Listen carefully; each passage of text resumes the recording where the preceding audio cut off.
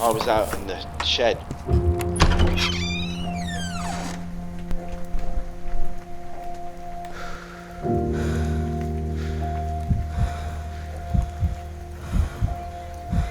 I was on the floor in there.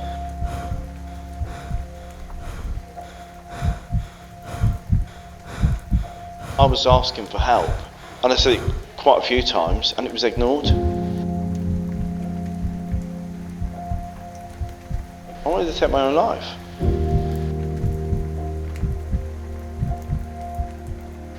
We need that help. We need that help. You need that support. You definitely need that support.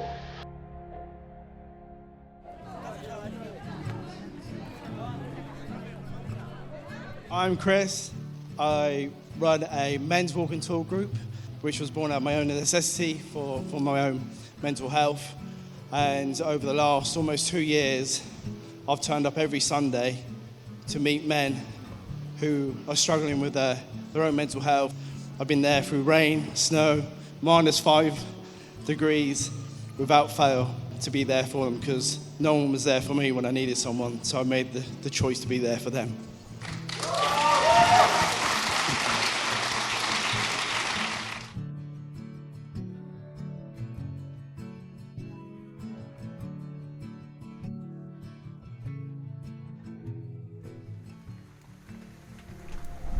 I was definitely at my rock bottom. I had an anxiety attack, and yet my mother, after she found me, she pretty much found me on the shed floor because she thought I was having a heart attack.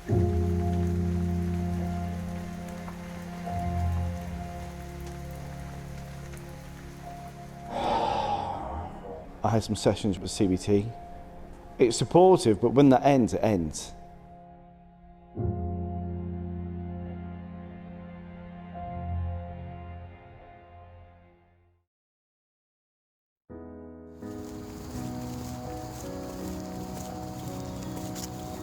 The idea of the walk was really ignited from me walking with Roy on the Downs on the video chat.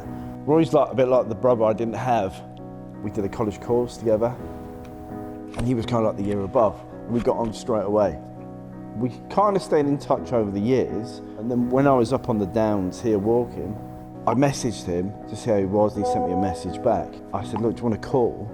That was when I was off work for a while, and I told him what had happened, and he told me that he'd pretty much done the same.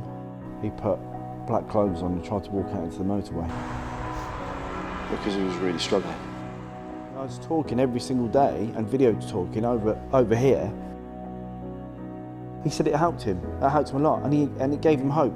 So imagine having a place you can go and meet someone and just talk to them with no judgment. But every week you can talk to someone different. So you're not locked into someone. Morning. Come and join me for We Power On walk. Come and meet me outside the Rubbing House up at Epsom Downs at 10 a.m. I'll see you up there. I'm on my way. No one turned up for like 2 months, and then we're up here up at Epsom Downs doing our men's walk and talk. You enjoyed it today? I have enjoyed it. Nice to talk. Got a lot out today? Yeah. That's good. Yeah. Come and join us 10 a.m. Sunday mornings at Epsom Downs outside the Rubbing House. Over there somewhere. Say bye. Bye-bye.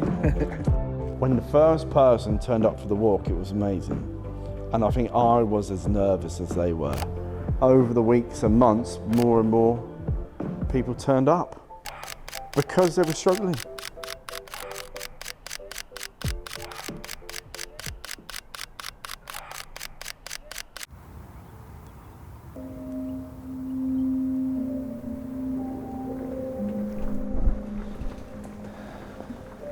Last year, 2023, in April, my wife passed away and was a little bit lost at that time. Many occasions I have gone to bed thinking I'd be quite happy if I just never woke up. Now that's not me taking my own life, that's just me not wanting to have to think about the stuff that I have to think about every single day, like in a loop, this endless loop. I was struggling a little with my mental health. Part of the issues I've had have been around anxiety and also around meeting people I didn't know. I knew Chris from where he works, and he said that they have this walk and talk group, and if I want to pop along, more than welcome. My partner saw a leaflet in the library that Chris had put there, and she thought that it would be good for me. All you got to do is just knock someone's door and just check in on them. Just ask them if they're okay.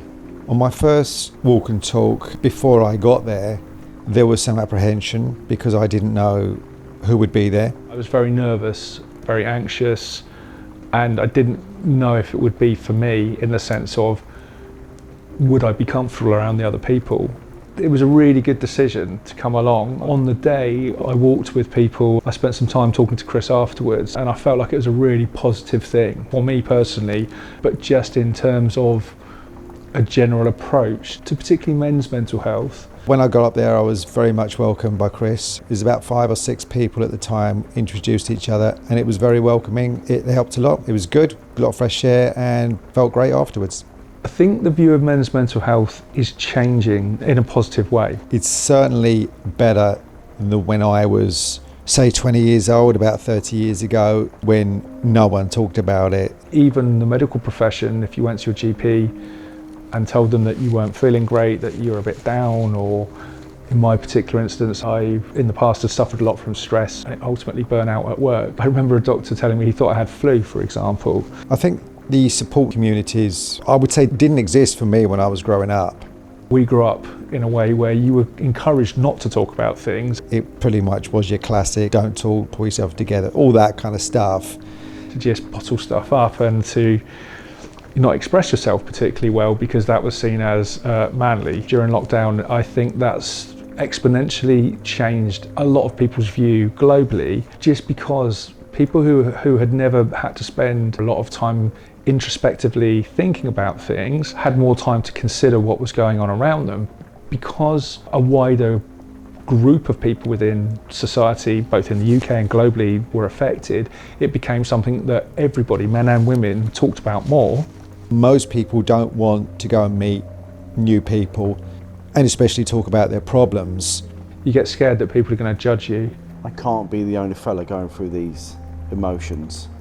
I'm feeling like this. There are many people that need help, and they're probably all thinking the same as you. If you can just stop thinking too much and just act on it and go and do and say, you'll feel 100 times better.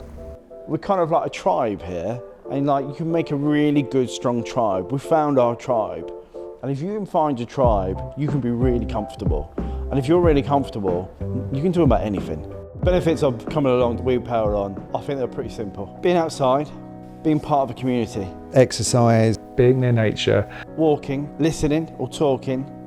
And talking means that you don't have to hold any issues or problems you might have. We didn't look at each other in a kind of a strange way because we all had stuff going on. People can just turn up and be themselves. Chris makes a huge effort, as everyone who's attended the walks know, to make sure people feel comfortable and make sure people feel included. And I think what's really important about We Power On as well is a way to feel valued very quickly. The contrast with talking to people on We Power On compared with people say like at work is that you know that you're there for the same reason, that you've all got something going on in your life, and you know you can connect with those people.